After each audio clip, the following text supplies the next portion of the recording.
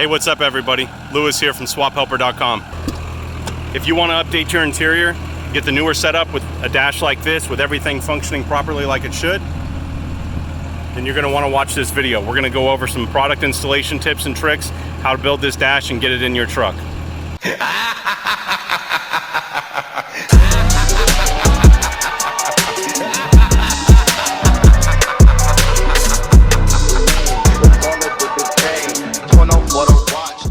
Hey guys, Lewis here from swaphelper.com, working on a column helper install for the black F250.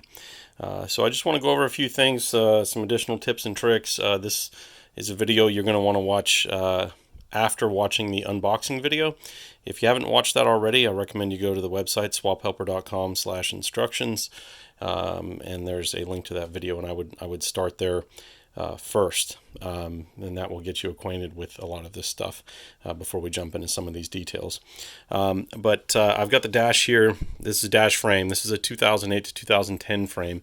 I'm going to be putting the I think it's a 2012 King Ranch, all the 2012 stuff on the on this dash frame. I went with the 2008 to 2010 setup because the column doesn't have to be modified for the multifunction switch. And all that. You lose the telescopic steering wheel, but that was never a big deal for me anyways. So you still have tilt, but just no telescope. So a couple of things I want to take a look at here. So let me move the column helper, and you have to bear with me. I'm holding the phone with one hand, or the camera.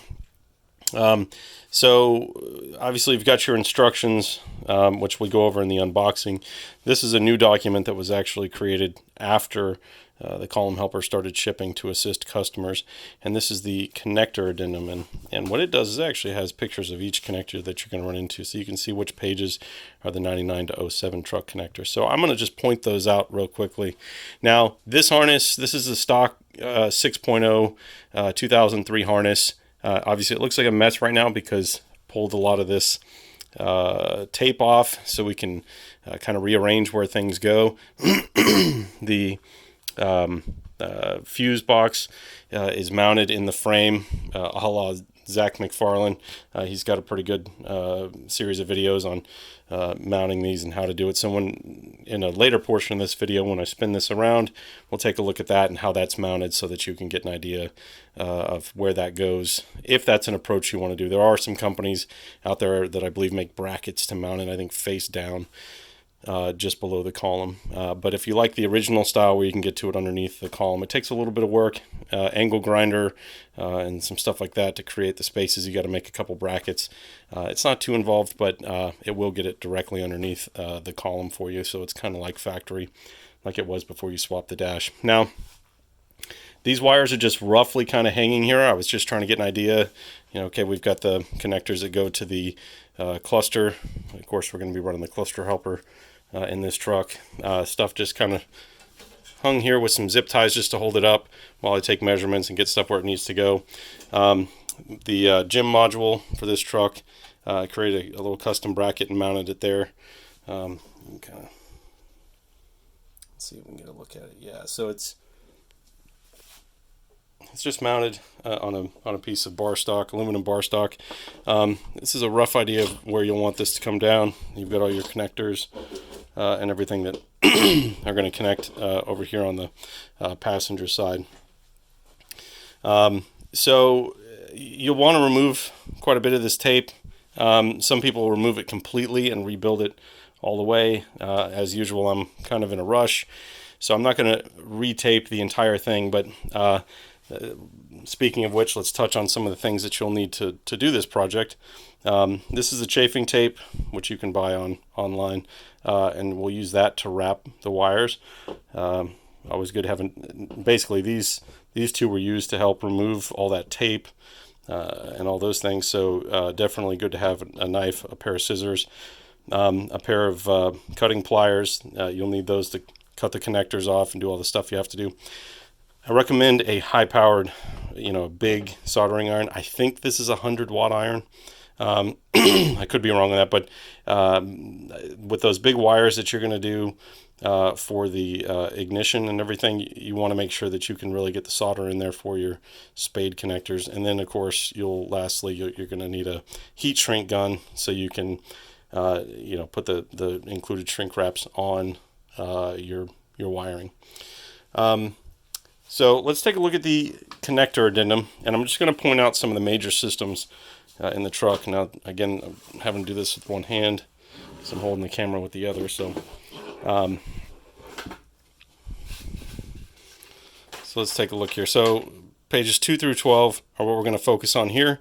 We'll do the latter part when we spin the dash around and we look at the new column and what we're going to be grabbing off of that. So first one, that's 99 to 01, so that's not us. This is an 03 truck. They're very similar though. 02 to 04 and 05 Excursion, so that's us. So see this big connector? All right, we've got it right here. Now this truck had an alarm on it, and it will have it on there again. It was a remote start Viper, but for this video I've removed it. This was connected to the alarm, so I'm going to have to reconnect that. But so that's where you're going to find that connector. This originally connected to the column, screwed into the side of it. So that's where we're going to find that connector, is right in the side of the column. Move on to the next page. Okay, 05 to 07 ignition switch, that's not us, because we're in 03. 99 to 01, that's not us. 99 to 01 again, that's not us. 02 to 07 multifunction switch. So these wires were all originally running on the column. You can look at this and see that, oh, there it is, okay. And then you can look at the wire colors and compare it and make sure that that's correct. Now, the reason I'm pointing these out is because we're going to want to take our included stickers that we have and label each one of these wires, which I will go ahead and do. You will take the stickers and you will put them on the actual wires after you get a rough idea where they're going to go. So make sure you put them far enough up or far enough down or whatever for when you cut the connector off. And that way it's labeled. And I recommend that you do that before you cut anything, because there are some duplicate wire colors here and there. And so it's easier if you do it by connector position using the included connector addendum. There's the multifunction switch connector. Multifunction switch connectors continued. So there's the second one. The automatic transmission shift interlock, which we will wire up, even though this truck is no longer a automatic, it's now a manual. So yeah, we can see light blue black. There's your light blue black right there. So this is the correct one for that one. This little guy is going to be the one for the transmission, basically the tow haul light on a 02 to 04 truck. And so we've identified that connector. Okay, clock spring for 99 to 01, that's not us.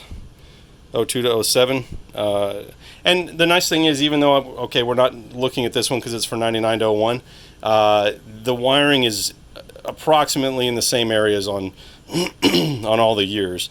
So you have a general idea where to look. Like this all went to the column originally, the original column, so we know, okay, we can look for that there.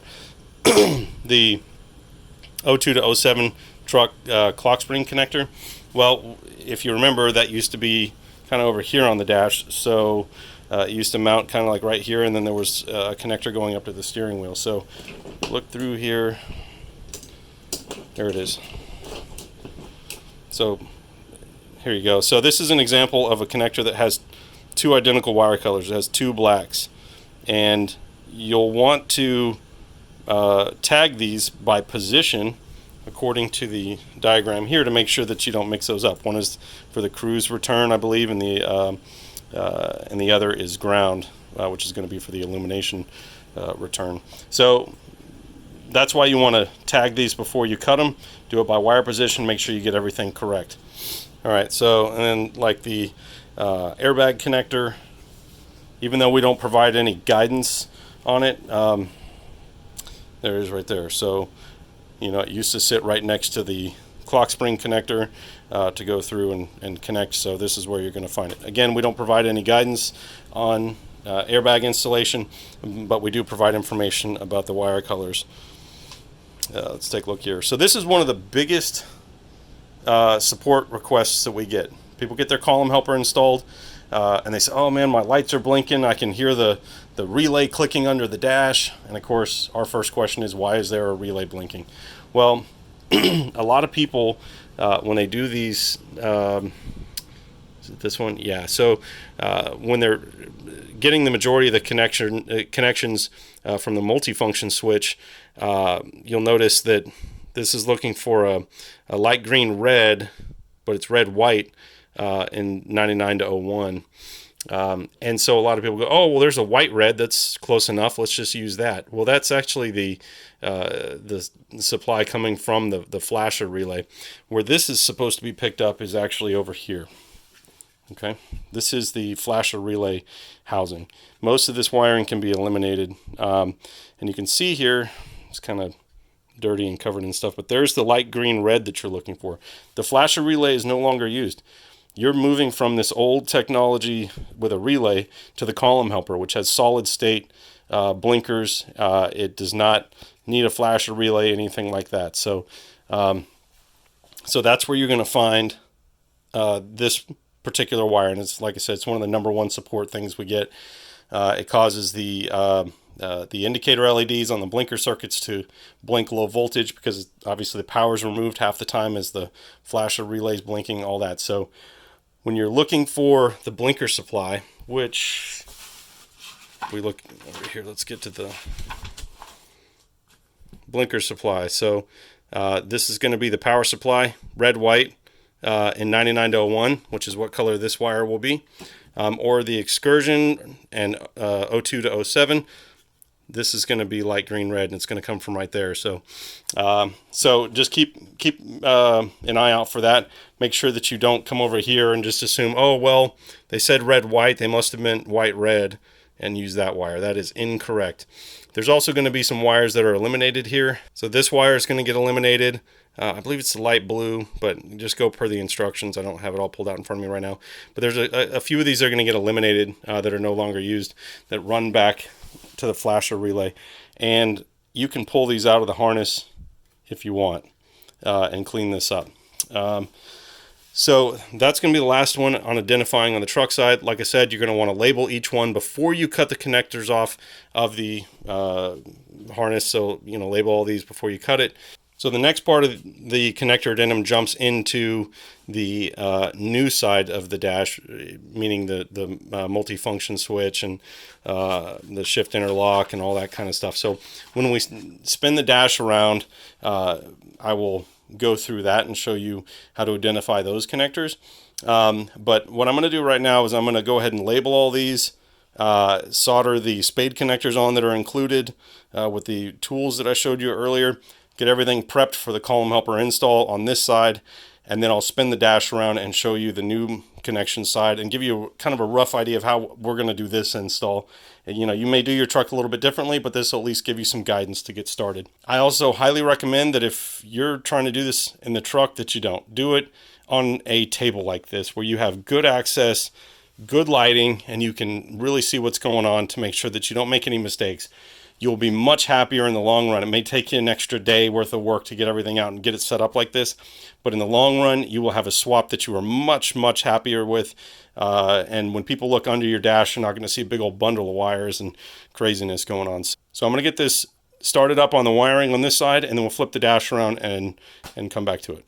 All right, guys, back now. You can see the dash is pretty much assembled and ready to go. Got one a little bit further with it than I anticipated, but you can see we got the vent helper installed here. We also have the truck portion done, which, as you guys know, that is the best performing, most well balanced as far as each side kit on the market. You will not get better performance from any other vendor. So we'll look at a few things just so you get an idea of kind of where things need to go. I actually went and put the frame in the truck, tested everything, made sure it fit. So this is about where you'll need your harness on this side. Didn't have to extend anything. This was a 2003 6.0 truck, and the fuel cutoff plugged right in. After you install this, make sure you reset it. Otherwise, you'll have most likely a no start. My little bracket for the gym module, turned out that it was too far down on the bracket. I moved it over, put a screw in the top, zip tied the bottom, just because, as usual, just trying to move things along, always in a hurry, got 1,000 things going on. So probably could have redone the bracket and moved it up a little bit to provide the clearance that it needed.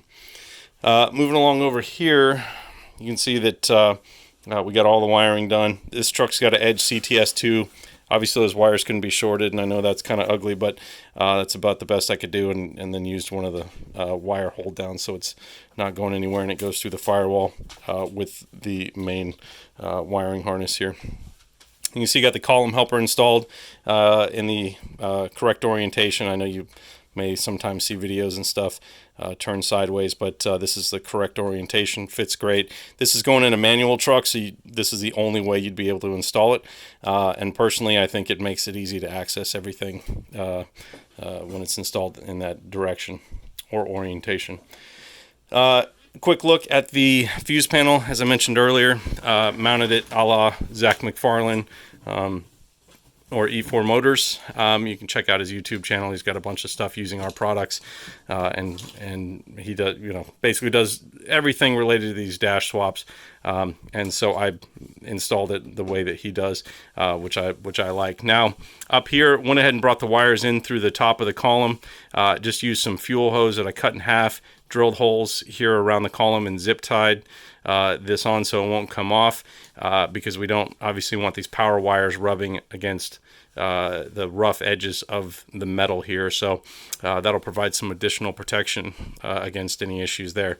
And the nice thing is when you bring them down this way, they come in and they leave all this area open to plug in the ones that are from inside the truck, all the connectors. So obviously this is the brake pedal, so that'll be out of the way, but you can see everything's nice and clean, out of the way, easy to get to for your installation.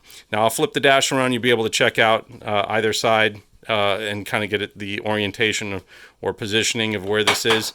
So we got the other connectors here that connect to the truck. Everything's wrapped up in chafe tape. Went ahead and removed the bar here. Just cut that off on either side. Drilled some holes.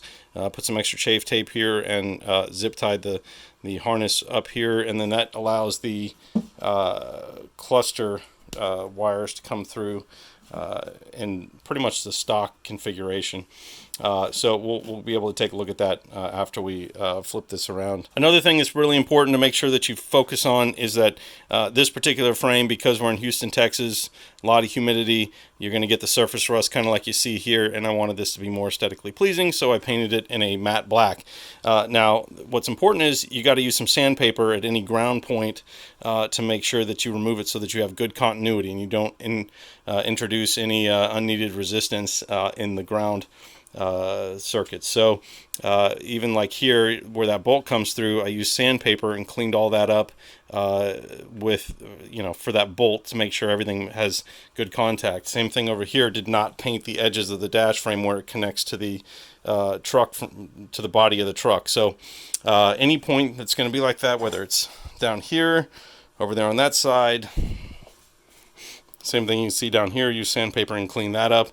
You want to make sure that your grounds are nice and clean and have some exposed metal and no paint providing or creating unneeded resistance in the circuit. Down here we'll take a look at the Upfitter relays. This is where I decided to mount it. I just cut the sides off the bracket and then used some self-tappers, drilled holes and mounted it there. Now your mileage may vary. I measured my double-den Android head unit and it will fit without making contact with this. So if yours is different, you need more room, you might be able to move this around or change the orientation as needed, or where you mount it generally. You might be able to go over here, or it's kind of up to you. Now since we're running the vent helper kit, you can see the dash skin's fully installed all the way around, which is what it's designed for. It allows you to fully assemble the dash, install it in the truck, and then we'll connect the hose to the lower defrost at the time that it's installed in the truck. You can check out the video on the vent helper installation. It's also here on the YouTube channel. But for right now, we're just focusing on, in this video, the column helper and its installation. So with that, I'm going to go ahead and flip the dash around and we can take a look at the front of it, and we'll go over some of the stuff related to the column itself and the cluster plugs and all that. All right, so I've gone ahead and spun the dash around. As you can see, we've got the fuse panel down here. This is a 2012 King Ranch dash skin. This is going to be a 2012 King Ranch dash, but it's on a 2008 to 10 frame. And again, why did I do that? Because it makes it super easy with the column, since we have to have this 8 to 10 multifunction switch. Also, this truck is a manual. They didn't make manual column covers in 11 to 16, so just all the way around much easier for this particular build to use the 8 to 10 dash frame and column. So as you can see here, we've got the connectors coming through for the cluster. This will connect to the cluster helper. Since this truck was used for development of the cluster helper, it's got all these T-taps before we had the plug and play board. That's why those are there. You're not going to have those on your truck. You can also see we got the wires coming through here for the message or info center in buttons. So that comes from the steering wheel, which we will show you here in a moment. Basically an 11 to 16 wheel that has been repinned to work on this 8 to 10 clock spring and have all the buttons functional.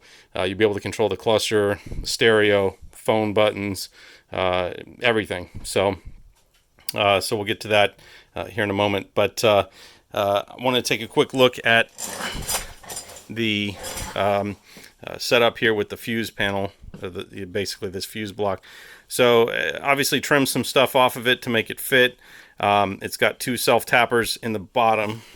And you can see there's one here into this void. You want to make sure if you do this, you do this at your own risk. There's also one here. If you go check out Zach McFarlane's videos on E4 Motors, he's got videos showing this. But basically, and mind you, I know this doesn't look phenomenal the way this was trimmed, but this is all underneath the dash panel, so you won't see it. But these were, I think I got them right here. These were done with these 5/8 inch self-tappers. Basically pre-drilled the hole and then ran the screws in very carefully into these voids, far enough up so it's not near the circuit board inside there, and all that kind of good stuff. They were also, I think you could see it in the last, no, maybe not, but earlier in the video, basically took an angle grinder, trimmed, because this piece normally runs all the way across here, and trimmed it all out, all the way down. Now, like I said, this will be covered, so you're not going to see this. And you could probably go in here with some mild sandpaper and clean that up and get it looking really good. Like I said, as usual, I'm in a hurry, and so I just did it with a Dremel very quickly. But the panels in there really solid. So basically, I took a piece of bar stock, aluminum, twisted it, connected it here, just drilled a hole in the bar stock on this side and ran a self-tapper in it. That's those same 5/8. Same thing over here. There's another void area there, and did the same thing.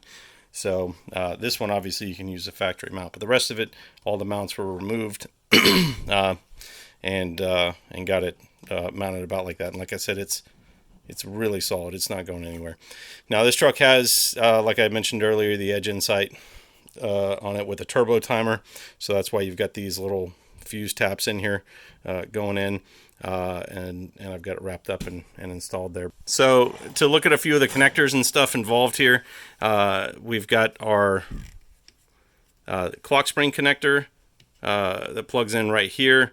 Now I've installed some additional wires in here so that we could have all the functionality of the buttons on the steering wheel. So I used some non-factory colors. I just used what I had. This being a manual column, we got rid of the shift interlock and the tow haul and all that stuff's gone. But normally they would come up right here. I know I said I was going to wire them to the dummy plugs that were up here, but I decided not to. I think it's cleaner without it because this truck is manual. And then we have the multifunction switch, which comes from here, runs down, and all this stuff runs together. Oh, and then you've got the ignition right there. So all this stuff runs together, and I'm using the little factory loom, runs down here and then goes to wherever it's supposed to go. Now again, on your truck, you're going to want to label each one of those connectors individually, or each one of those wires from those connectors, so you know exactly what it goes to, and you'll be able to cross-reference against the column helper instructions. Okay, so I have loosely just set this 11/16 wheel on the steering column.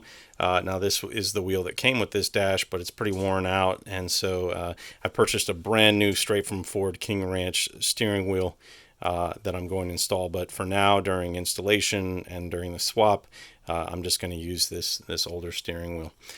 Now you'll notice that this is using the 2008 to 2010 clock spring connector, and what I've done here is followed the column helper instructions and repinned it. Now they're the same size pins. Basically this little piece here just pops out. I don't know if I'll be able to do it with just my fingers, but if you have two hands, you can just use a small screwdriver or even your fingernails and pop that out, and this will come out. And then use a small flat blade screwdriver. I use an X-Acto knife because it's easy to get down in there, and pull the retaining clip up on each one, and they'll pull out, and then you can repin them. So I will go ahead and show you kind of closely what each side looks like. And if you look closely, I don't know if you can see it, there are actually little numbers that are on there that can assist you with. So there you go, 1 through 6. Now this, I actually included the phone wiring in here. That portion is not covered in the column helper instructions. It'll just tell you not to use them, because if you make a mistake, you could end up on the same lines as as the airbag, and that's not a good thing. So so we want to be careful with that. But this is set up so that we can basically use all the buttons. So, you know, obviously we got the cruise, we got the directional buttons to control the cluster, and then over here we have the phone buttons, and then we have the media buttons as well. So so again, just to look at that real quick, 1 through 6, get a pretty good idea what's going on there. And again, look at your column helper instructions, and it'll cover exactly what to do here. Then you have 7 through 12, and you can see where those go. So that's an 11/16 wheel repinned for the 8 to 10 clock spring, and of course this wheel will bolt right onto an 8 to 10 column. So if you have an 11/16 dash and column, and you have to retrofit your clock spring, which you will, to use the column helper, you know, to get all the tap to pass and all the functionality and everything, you'll have to do that. If you have an 8 to 10 dash, you'll still have to do it if you want to run the 11/16 cluster. But if you're running an 8 to 10 cluster and you don't need these directional buttons, then you can just stick with the stock setup and you'll be good to go. So again, just to touch quickly on the fuse panel, I'll try to kind of zoom in, give you a rough idea of where it's cut, just so you know where you want to make your cuts in the metal. And then I also would recommend tapering this edge off to get it out of the way, and this will give you room to put the main supply feed there for the fuse panel back on. It's in basically an L bracket that attaches there, and it's the big thick wire that connects there. And then this side, I basically tucked it up against the edge as far as I could there, because we want to make sure that we've got enough room. I know that looks like it's an interference fit, but it's not. It actually is hanging there and isn't making contact. Maybe just resting on the edge, which is kind of nice, provides a little extra support for the column helper. So, you know, when you go to mount your fuse panel, go ahead and just set your column helper in there. We include the additional clips so that you can mount it, and then take your measurements, make sure that you've got enough room there and that everything fits properly. So another thing, if I didn't touch on it already, OBD2 port, I left it in stock location, just drilled a couple of holes and used some of the 7mm bolts to put that in there. And again, this is all going to be covered. You're going to have the nice panel that goes here and covers everything. So, this stuff is not going to be visible. And like I said, you could take your time and clean it up. And that's if you even want to go in this orientation. Like I said earlier in the video, I think there's some companies that sell brackets that will allow you to aim that face down. So that's about it. We'll get this in the truck and plug everything in and show you the functionality. A little tip and trick, so to speak, if you're having difficulty getting the lower defrost hose on with the vent helper kit, I pulled the dash out basically before I installed or hooked up anything. I just put one bolt in on the other side and then rested it on a jack stand, and then you can see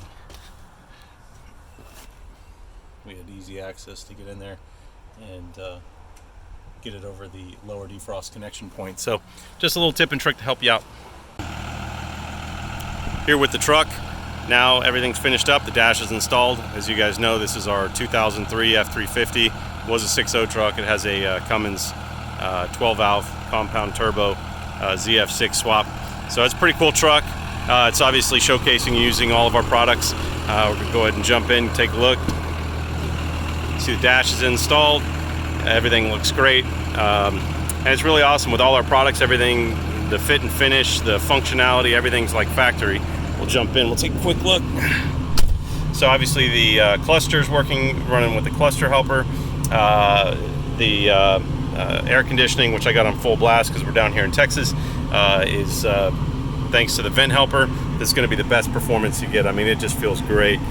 Cool me off on this 101 degree day here in Texas.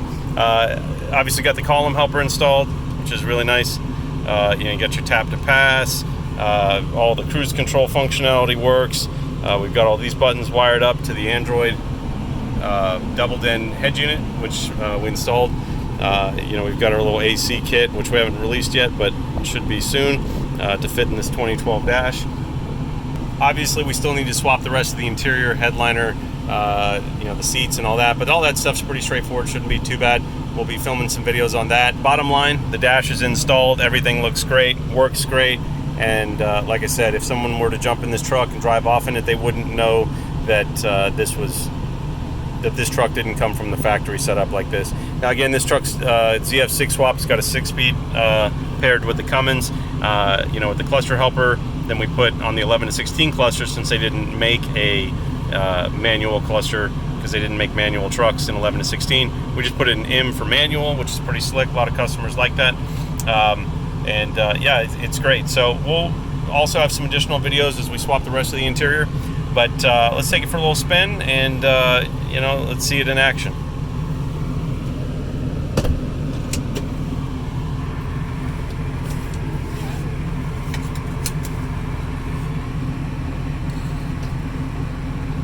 So here we go. Now any flashing you see is an artifact of the camera. It's not actually like that. It's just when you go off focus. Nice little tap to pass.